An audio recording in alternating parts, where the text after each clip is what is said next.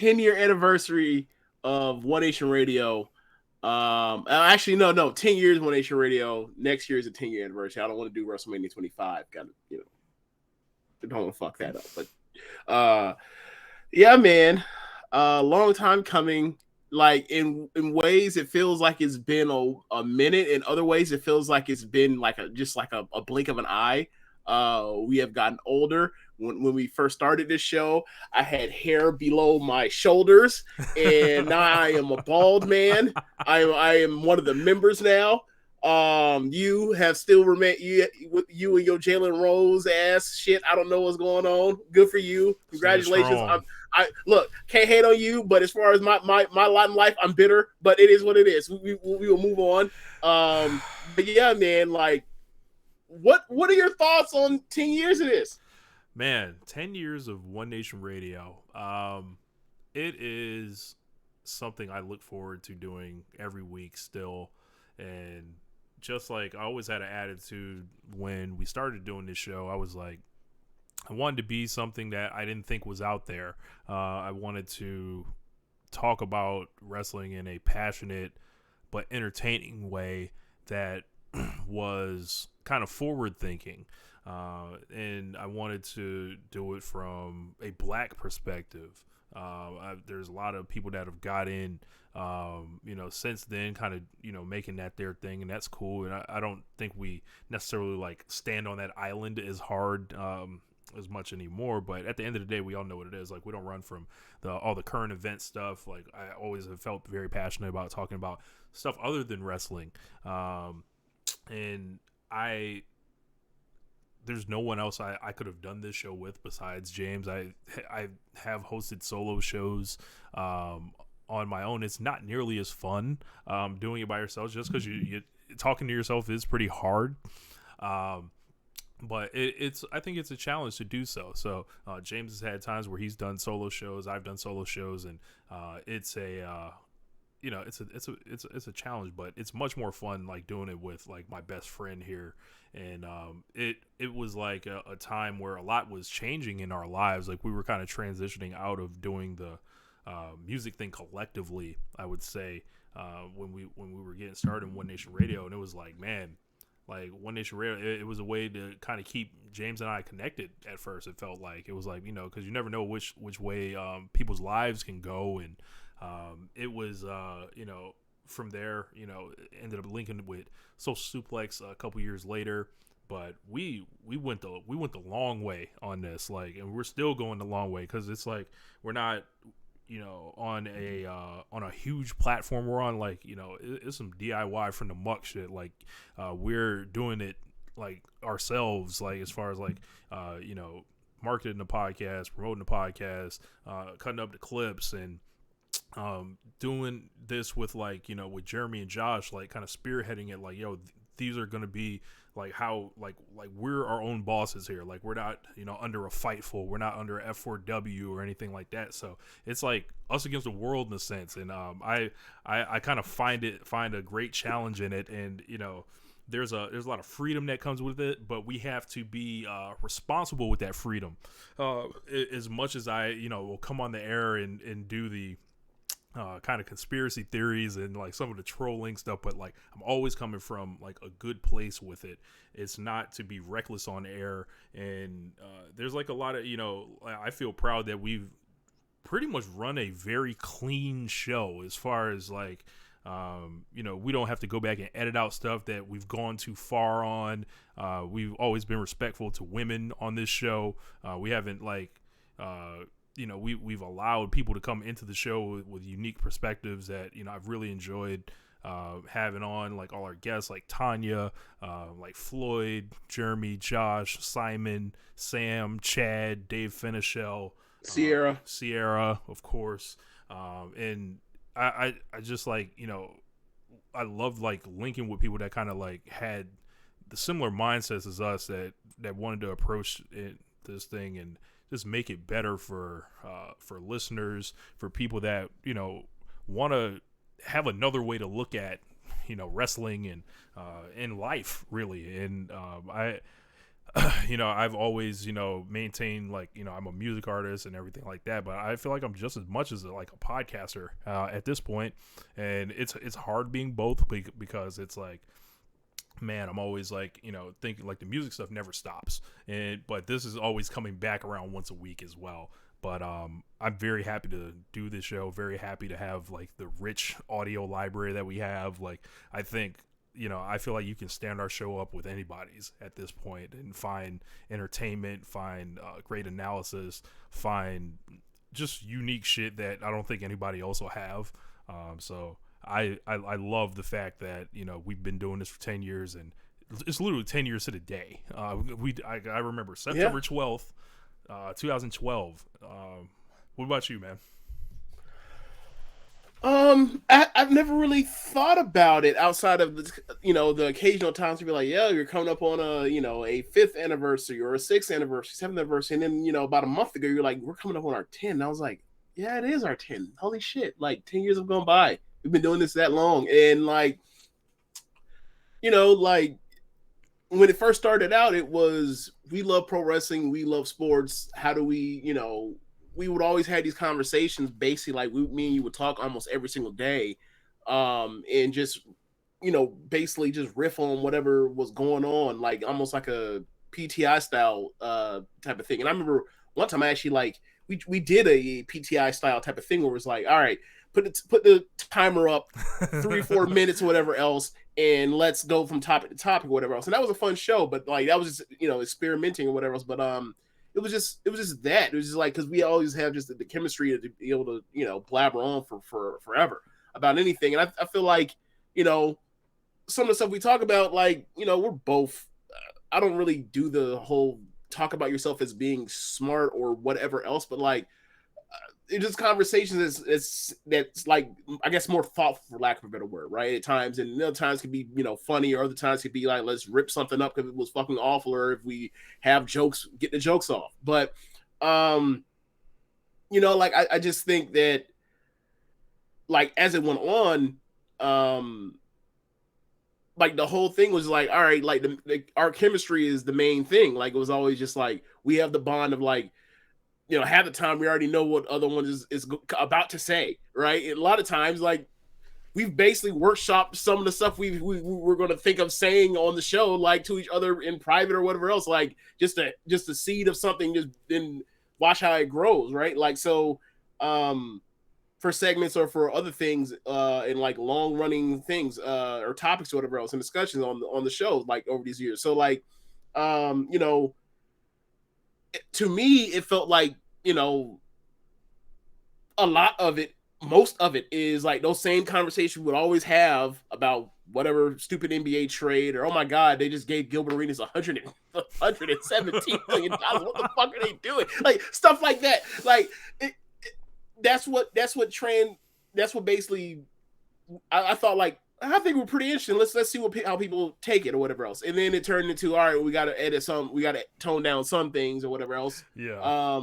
Because yeah, and like also I think it speaks to your maturity and growth over the years. Like, because yeah, when I met this kid, this is a wild boy. This man had no home training, and in like one of my great enjoyments of the show is like to remember like when I first met him at a barbershop, like we were just talking about like a random, was it Double XL magazine, about the So. Double XL magazine for a Reasonable Doubt, right? Yeah. Yeah, we started talking about it, and then like I met this kid, and then like thought nothing of it, and then you know, heard it, you know, knew that he rapped everything. I was out of high school. He was a senior in high school at the time, and it was whatever. And then like we, you know, me and my cousin and me and Rich's other friend Kendrick, we decided to start a music label. And we were like, remember the kid that we had that we, yeah. And then I don't even know how we all met again, but we met again and we did all the music stuff. And then it just flashed forward to like the wrestling thing. And then, you know, the sports came along with that, and flash forward to all the years of doing it. Like from when I first met you, and like see like where you are as far as like you, when you became a writer, and like the stuff you were doing, like for stuff on, you know, whether it was beating Hulk Hogan over the head or whatever, like I just like was just like that's crazy. Like I just met him by chance, and look what he's doing. Like that was always those are always proud moments for me, and like to see some of the stuff you're doing, especially the stuff you were doing without me when I was like gone, because WWE had pissed me off so much after WrestleMania 34, and like it was just see like this dude is making killer content, and like all this stuff. Like as good of a rapper he is applying that to a different medium, and I just thought it was great. And like we'll always have the Alexa Bliss thing. Well, Forever. that will be around for if we do this show another decade. It's coming with us in 2032. So yeah, like I just it just and then like to see you met somebody, you settled down, you got married, and like and I've heard your journey and steps on how you want to become a better husband and stuff, and like that brings me joy. Like all this whole thing from 2000 was it 2000 into 2016 2006 to now, like that's just like this is almost like a time capsule of our friendship. Yeah. And it's brought to the viewers of the last 10 years. So like I think it's really cool. And like the show has evolved. Like we started and we were just talking like the first like was a 2-part thing where like we were riff for like we were trying to go 45 minutes on sports, 45 minutes on WWE, and then it turned more naturally into more pro wrestling as we give it more time and investment into pro wrestling. And like even from there, like us, finding the wrestling that we wanted to get more enjoyment out of this to see if there was something more, and like those risks or those chances in like turning into things that we've has literally kept us afloat as far as our fandom in pro wrestling at the time. Because like if not for Wrestle Kingdom 9, good lord. Yeah. Yeah. Yeah. You'll see. You guys will see the list. If not for Wrestle King, if not for NXT Arrival, if not for Wrestle Kingdom 9, if not for All In, if not for All Out, or Double or Nothing, if you want to call it, if not for like I randomly decide, hey, let's like some of these women are really good. They came from this promotion called Stardom. Sierra says they do some good things. She doesn't really rock with the promoter or whatever else, but like let me look around and see some of these like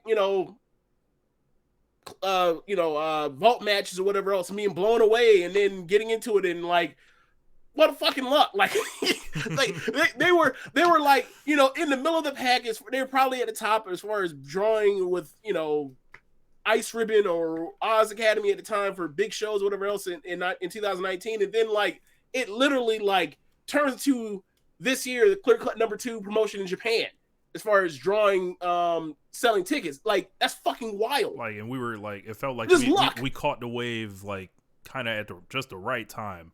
Like right. And like yeah, so it all this stuff like the Ring of Honor stuff and the guys from that Ring of Honor New Japan thing starting up, or Impact as well, starting up AEW, like all of that stuff, just following this stuff along with like us growing this interested with WWE and being like, look man, we can kill this stuff and rightfully so because it stinks, but like I kind of want to watch something that I enjoy. So it turned into finding other avenues to keep the show going, and I think it made us a more open show to anything that's out there in the world. Like I never would have thought that like when we started the show that like we would spend a portion of our time at random covering a like Noah's Budokan Hall show from a few months ago. Like what? I didn't even know what that was. Right. Like when we started, and it's like it's really like our journey through our wrestling fandom where it was very closed off, and then it just like it kept opening and opening and opening, and then to the point where it's like I feel like anything is almost eligible to be covered on this show at this point. We covered Tokyo Joshi Pro's Sumo Hall show this year, Rich.